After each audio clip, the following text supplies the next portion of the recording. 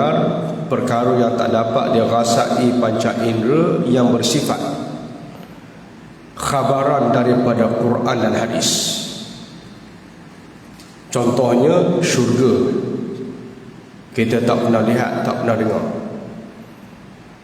tak pernah lagi jumpa orang yang dah pergi ke syurga beritahu macam mana syurga, tak pernah. Tentang berlakunya kiamat dan banyak perkara gaib yang diberitahu oleh Al-Quran kepada kita dan juga hadis Nabi SAW. Bertemu dengan golongan Al-Madiyah, iaitu golongan yang tidak mahu percaya melainkan sesuatu perkara itu dapat dilihat dengan akal, dapat dilihat dengan panca indera. Dalam Al-Quran banyak menceritakan pertemuan ini. Contohnya di zaman Nabi Musa AS, di mana golongan Fir'aun kufur menolak ajaran tauhid dengan menyatakan la nu'minu hatta narallaha jahra, kami tidak akan beriman melainkan kami nampak Allah itu depan mata.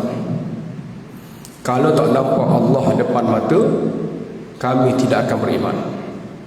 Ini contoh golongan Al-Mahdiyah. Maknanya mereka berpegang dengan benda Al-Mahdiyah, makna benda yang bersifat tangible. Sedangkan banyak perkara yang wujud Allah buktikan dengan akal, benda itu tak dapat dilihat,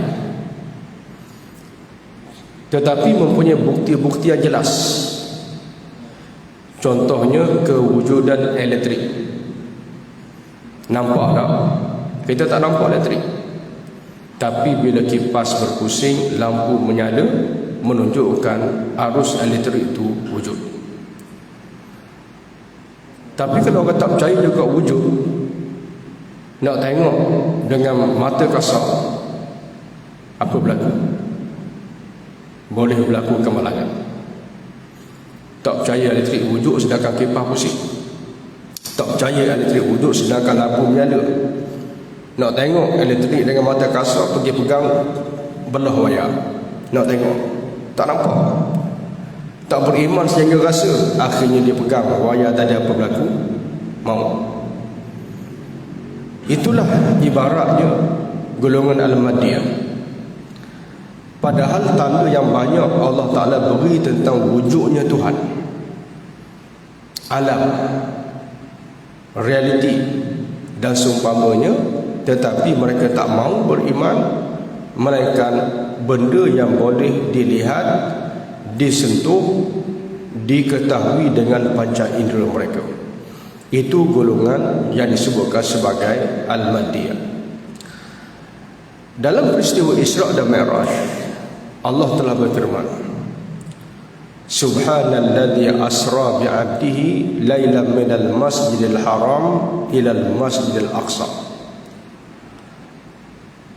Maha suci Allah yang telah memperjalankan. Allah tak kata Nabi Muhammad jalan sendiri, Allah yang memperjalankan pada waktu malam daripada Masjidil Haram ke Masjidil Aqsa yang kami berkati di sekelilingnya, untuk kami perlihatkan kepada Muhammad tanda-tanda kebesaran dan kekuasaan kami. Jadi ayat ni sebut tentang satu benda ghaib yang tidak ada saksi di kalangan manusia yang melihat perjalanan tersebut. Dan ayat tadi jelas, Maha suci Allah. Resam bahasa Arab Al-Quran, bila disebutkan subhana, maknanya sesuatu yang disebutkan selepas itu adalah luar daripada kemampuan manusia. Kalau kita baca Quran ada perkataan subhana, maknanya point selepas itu yang disebutkan oleh ayat tersebut luar daripada kemampuan manusia. Contohnya Allah sebut subhanalladzi khalaqal azwaja kullaha. Maha suci Allah yang menjadikan makhluk ini berpasang-pasangan.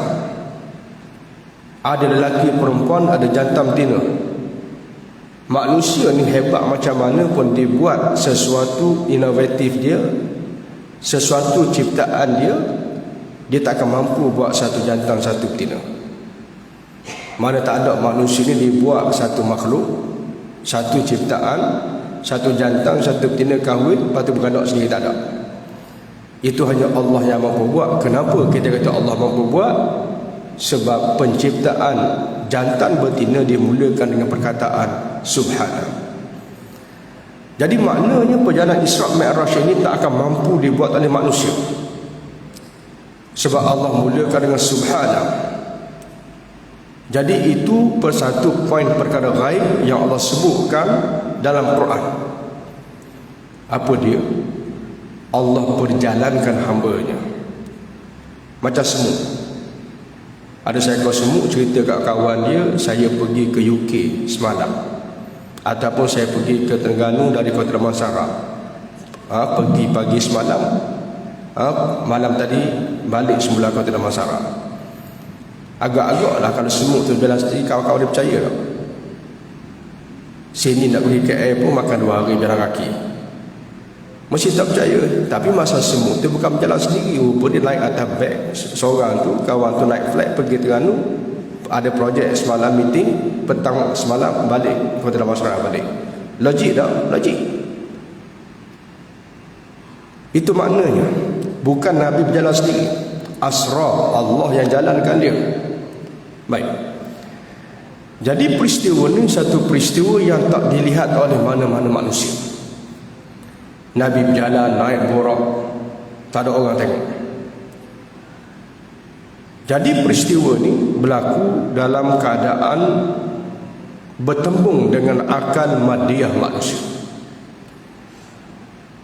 Apa madiyah manusia?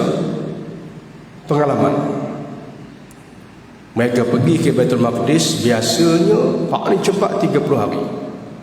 Dengan unta ataupun kuda yang perang laju, pecuk 30 hari pergi balik. Biasanya 50 hari pergi balik. Jadi pengalaman itu membentuk madiyah, membentuk mindset. Itu benda yang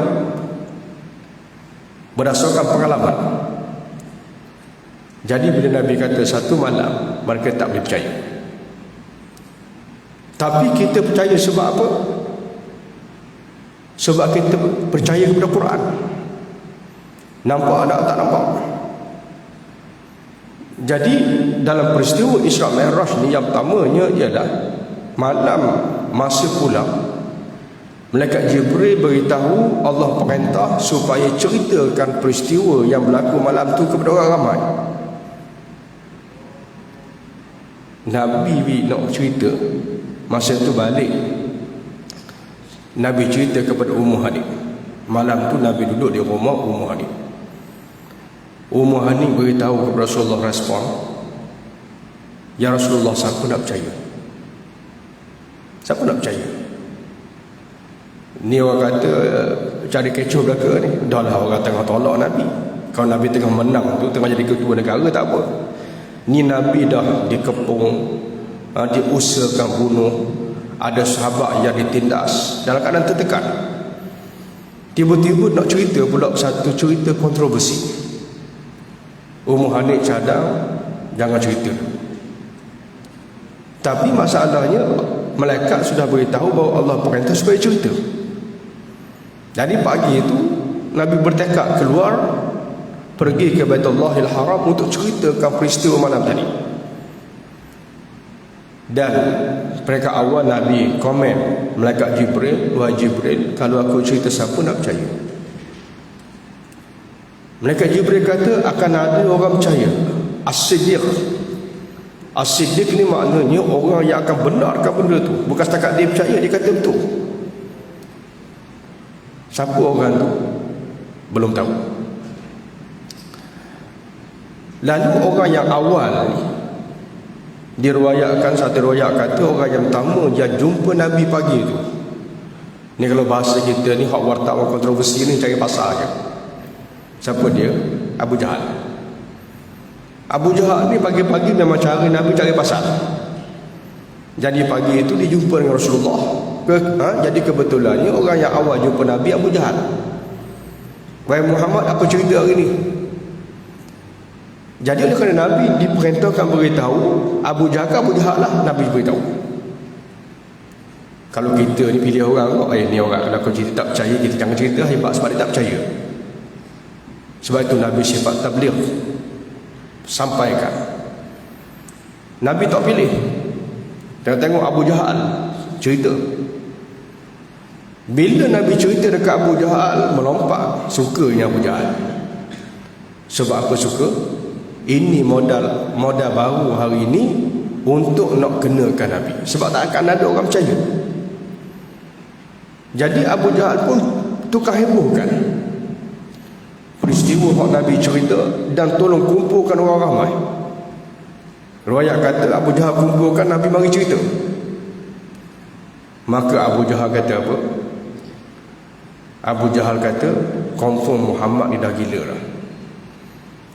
Kenapa? Sebab dia dakwa pergi ke Baitul Maqdis, naik ke langit pula.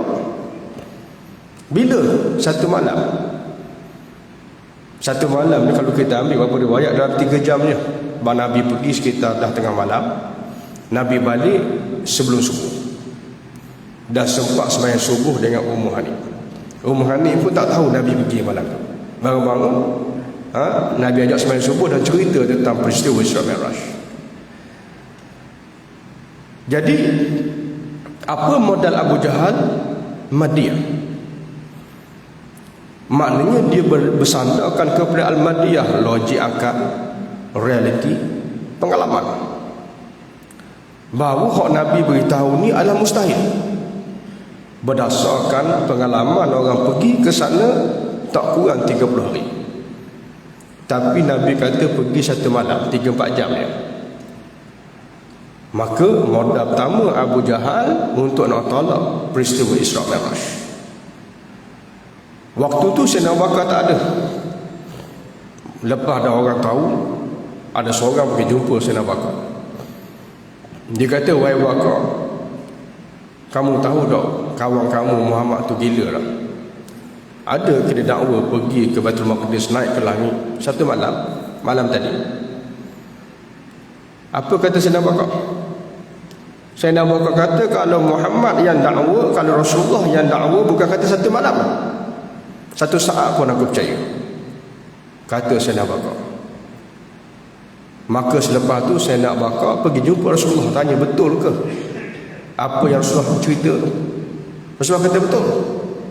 Apa yang aku cerita, pergi ke Baitul Maqdis, naik ke langit, betul.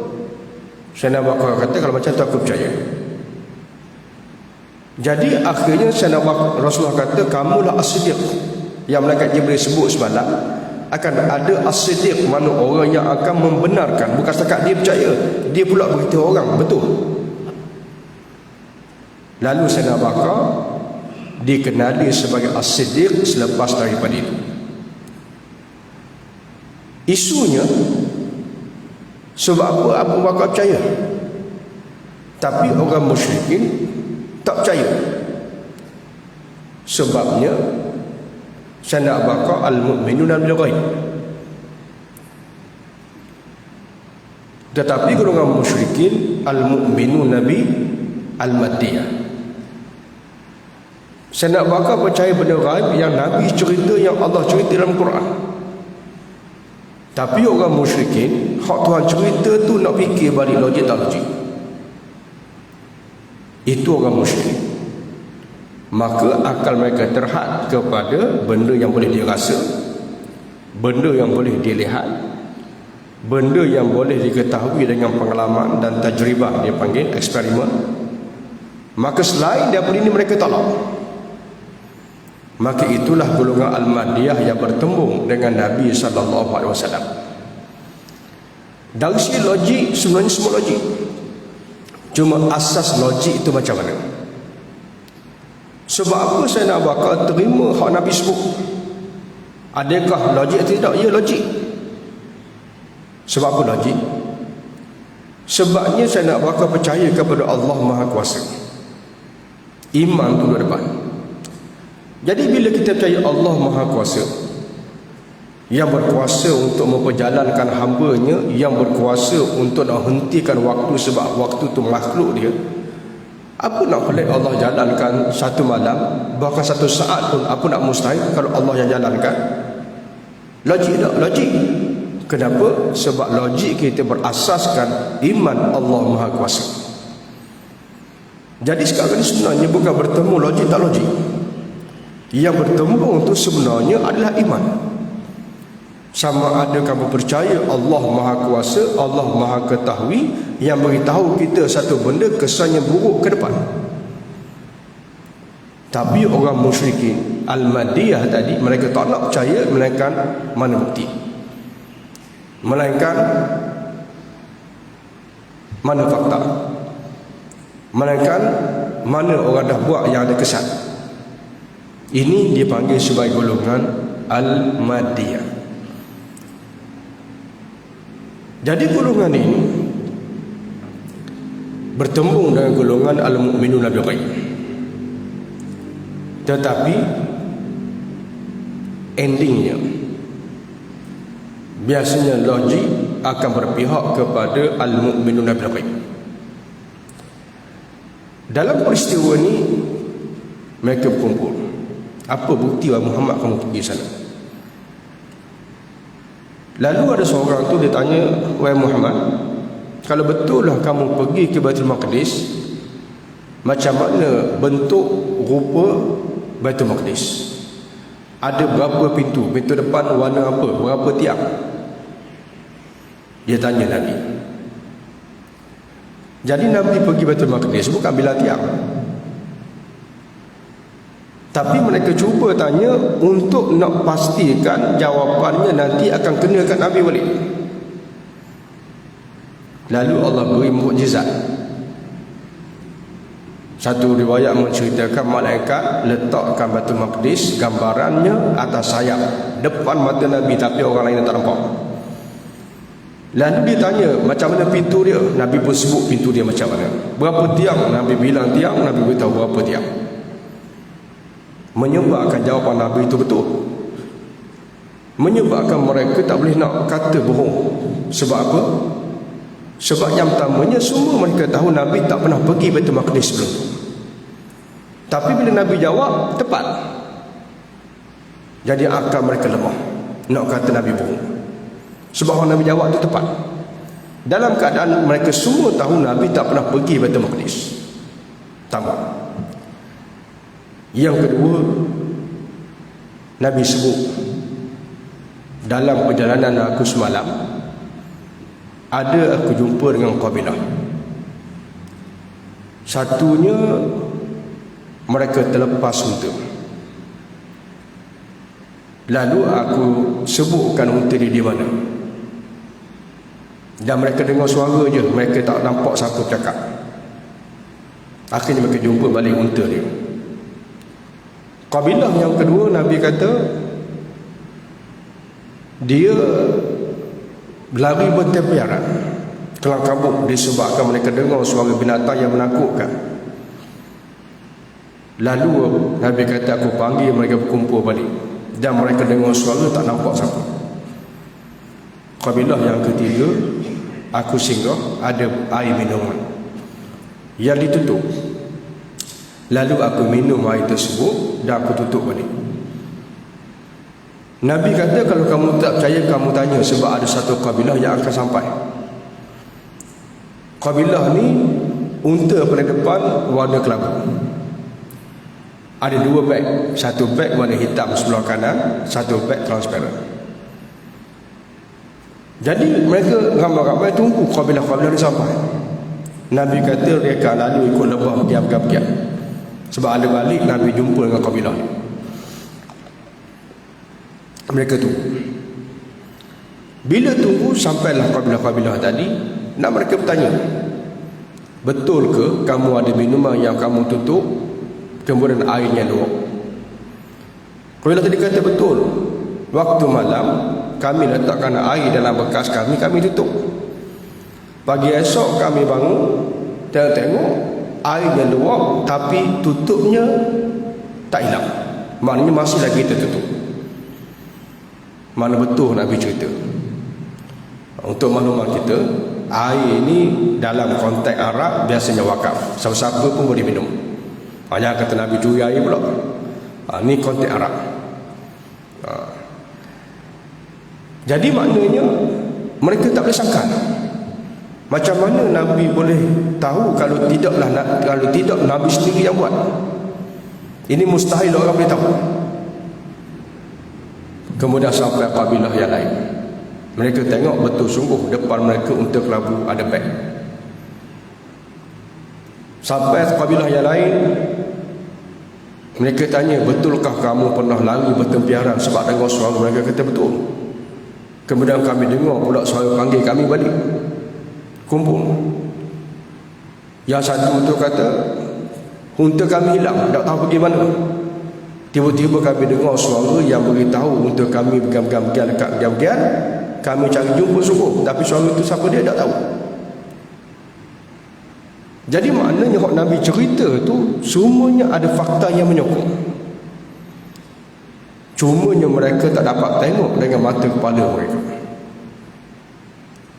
Jadi akhirnya yang beriman yang mereka awalnya rusing sebab benda ni payah nak jawab. Tapi golongan musyrikin bila tak boleh nak berhujah dah,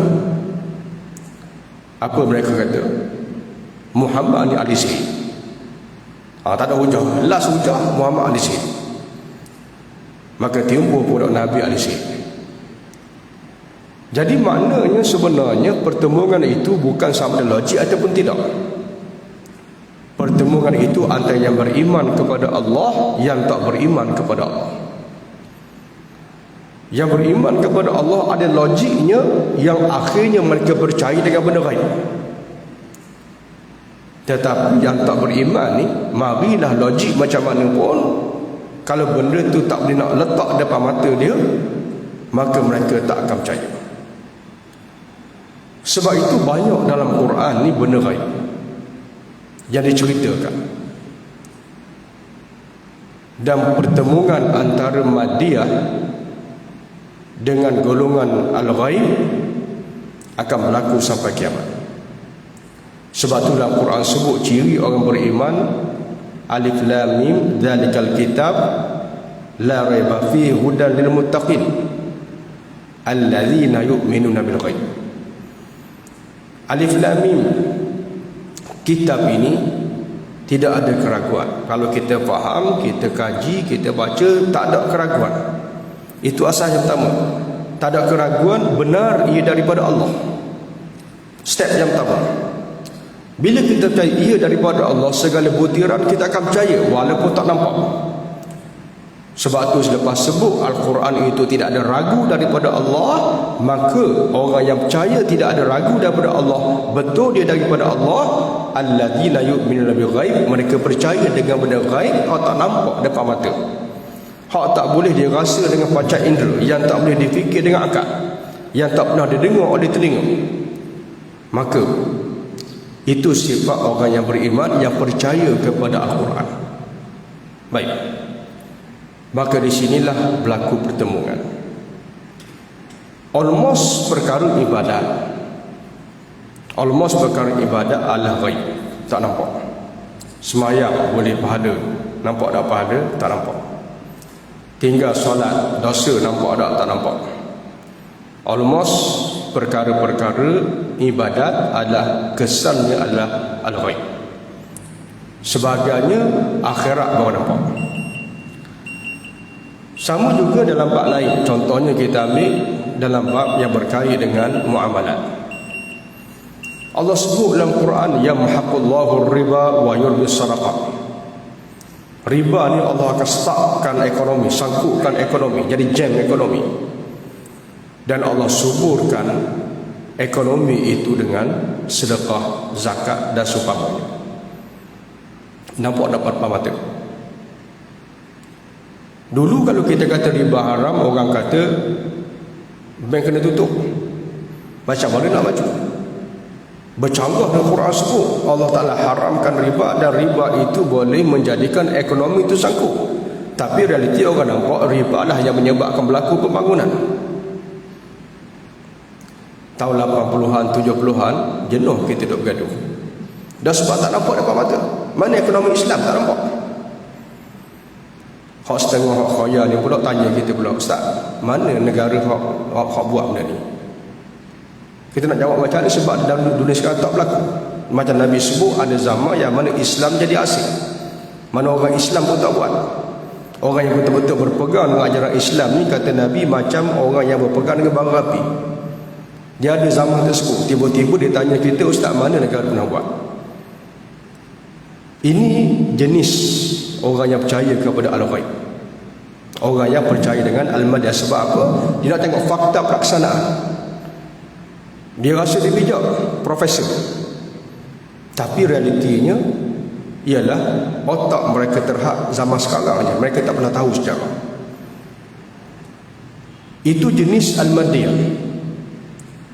Maknanya dia nak percaya riba tu bawa kepada masalah ekonomi. Dia nak tengok fakta berlaku depan mata. Kalau tak berlaku, tak mau percaya. Quran percaya tapi nak buktikan dulu kepercayaan. Ini masalah golongan al-madiyah. Hak kafir itu cerita kafir lah. Tapi sebahagian orang Islam yang berfikiran begitu. Itu kita ambil dalam bab muamalat, dalam bab jenayah sebagai contoh. Allah sebut, walakum fil qisasi hayatun. Pada hukuman qisas tu adanya kehidupan. Logik tak dengan akal? Tak logik. Qisas ni maknanya bunuh orang. Macam mana kita kata bunuh orang tu ada kehidupan? Jadi mana bukti pelaksanaan? Minta bukti pelaksanaan. Jadi ini contoh bentuk-bentuk kita kata al-madiyah versus dengan al-mu'minun bil-ghaib. Dan termasuk juga kalau kita ambil dalam bab ekonomi, dulu zaman Umar bin Abdul Aziz, ni cerita bukan orang kafir, ni orang Islam. Naik Umar bin Abdul Aziz jadi khalifah, dia arahkan semua cukai-cukai yang tiada nas Quran dan hadis dihapuskan. Logik akal, realiti pelaksanaan zaman itu, zaman Hajjaj bin Yusuf Al-Thaqafi sebelum naik Umar bin Abdul Aziz jadi khalifah, dikutip cukai berbagai. Orang kafir kena bayar jizyah, masuk Islam jizyah kena, zakat pun kena. Dikenakan cukai semua barang masuk di pelabuhan, tak kira lah sama ada Muslim ataupun non-Muslim, sama ada orang tempatan ataupun orang luar, orang asing, semua kena. Bila Umar bin Abdul Aziz hapuskan semua cukai yang tidak ada nas Quran dan hadis sebab dia haram, maka antara gubernur yang bertikai adalah gubernur Muslim. Sebab apa dia bertikai? Sebab based on madiyah, based on fakta, on paper, kalau dihapuskan cukai-cukai ini, negara tak cukup duit untuk mentadbir. Berapa masuk cash flow dia, kalau tengok kepada balance sheet semua, kalau hapuskan cukai ini, runtuhlah negara. Mereka protes. Apa yang diarahkan oleh Umar bin Abdul Aziz, sebab apa? Bercanggah dengan al-madiyah, reality on paper. Lalu Umar bin Abdul Aziz nak jawab dengan fakta juga kan? Nak jawab fakta panjang, sangat panjang. Bagi saya lah, kalau nak bagi logik macam mana cara Islam buat tu boleh menyuburkan ekonomi negara, saya rasa sebulan tak habis kalau bagi kuliah. Macam-macam fakta dia kena tahu, konsep velocity of money nya apanya dia kena faham lagi. Jadi nak fahamkan dia nak sebulan, nak buat kelas direct, bukan masa dia. Sebab pemerintah ni bukan masa untuk belajar waktu jadi pemerintah. Sayyidina Umar kata, tafaqahu qabla an tusawwadu. Kamu kena faham, kena reti, kena tahu, kena ada ilmu sebelum kamu jadi pemerintah. Masa nak jadi pemerintah bukan masa untuk belajar. Jadi saya nak mau jawab dah fakta. Tak. Saya mau jawab rekah je. Innama bu'itha Muhammadun da'iyan wa laysa jabiyan i'dil au i'tazil. Nabi Muhammad diutuskan untuk berdakwah, bukan untuk kutip cukai. I'dil, berlaku adillah kamu, au i'tazil, ataupun aku pecat. Okey, tengok jawapan saya nak umum. Dia jawab atau poin Governor tadi. Governor tadi punya poin clear. Kalau kita hapuskan cukai, tengok berapa masuk sekarang dari cash flow dia, tengok berapa kita punya belanja. Maknanya kalau kita hapuskan semua ni, kita tak cukup duit untuk nak urus negara. Itu fakta, data. Tapi saya nak mau jawab tak? Tak jawab. Tapi saya nak mau jawab poin lain. Nabi Muhammad diutuskan untuk berdakwah, bukan untuk kutip cukai. Itu jawapan dia. Ada kaitan tak dengan yang Governor tadi respon? Tak ada. Governor tadi responnya fakta realiti madiyah. Madiyahnya ialah kalau kita hapuskan sumber-sumber ini belanja kita, ini income kita. Habis. Tak cukup. Tapi Sayyidina Umar tak jawab fakta. Nanti akan jadi begini, kesannya begini, nanti begini, velocity of money, konsepnya begini-begini. Sayyidina Umar tak jawab macam tu. Tapi Sayyidina Umar jawab, Nabi Muhammad diutuskan untuk berdakwah, bukan untuk kutip cukai. I'dil, berlaku adillah kamu dengan hapuskan semua cukai ini, au i'tazil, kalau kamu enggan juga, i'tazil, aku pecat kamu. Tuan-tuan faham tak mana pecat? Pecat zaman tu bukan pecat macam zaman sekarang. Pecat zaman sekarang ni memang kena pecat lah, macam kita tahulah. Dia tak ada kesan pecat tu. Tapi zaman tu kalau pecat maknanya perang. Sebab Governor ni dia ada wilayah dia ada tentera dia. Kalau dia tak nak undur, maka berperanglah antara tentera dia dengan tentera khalifah. Itu makna dia. Maknanya benda tu serius. Tapi Sayyidina Umar tak jawab fakta. Kenapa tak jawab fakta? Sebab mu beriman, aku beriman. Apa sebab? Sebabnya waktu kita beriman, bila Allah perintah, Allah tak akan perintahkan sesuatu yang beri mudarat, itu kita beriman. Maknanya kalau Allah suruh hapus, dia tak akan beri mudarat kepada kewangan negara. Kenapa? Sebab itu perintah Allah. Hak tu Sayyidina Umar yakin. Sepatutnya dengan orang beriman tak bayar dah benda tu. Tapi tak. Dia tunjuk fakta, dia income berapa, belanja berapa. Tapi Sayyidina Umar tak jawab fakta tu. Apa dia jawab? Nabi Muhammad diutuskan untuk berdakwah, bukan untuk kutip cukai. Realitinya, bila Sayyidina Umar hapuskan cukai tadi, adakah ekonomi negara teruk? Tak. Semua kita tahu ekonomi negara subur, sehingga harta negara tak tahu nak pergi mana. Itu realiti. Jadi maknanya pertemuan antara al-mu'minun bil ghaib dan juga al-mu'minun bil madiyah bukan zaman sekarang je, zaman sebelum daripada Nabi Muhammad. Macam kita cerita tadi, zaman Sayyidina Musa, Nabi Musa alaihissalam. Fir'aun kata, aku takkan beriman kepada Allah melainkan aku tengok Allah depan mata. Dan agak-agak boleh tak bawa Allah depan mata? Tak boleh. Tapi bukti wujudnya Allah banyak. Tapi mereka tak nak dengar. Mereka depan mata, baru aku percaya. Zaman Nabi Isra Mi'raj, kami tak percaya sebab kami tak nampak borak. Kami tak nampak kamu pergi. Akalnya tak logik. Mereka tak nak. Tapi satu pihak, logik akal. Kenapa? Sebab Allah yang jalankan. Satu sudut berlaku zaman Sayyidina Umar Abdul Aziz yang kita sebutkan tadi. Sebab apa Sayyidina Umar yakin hapuskan maju? Sebab Allah perintah.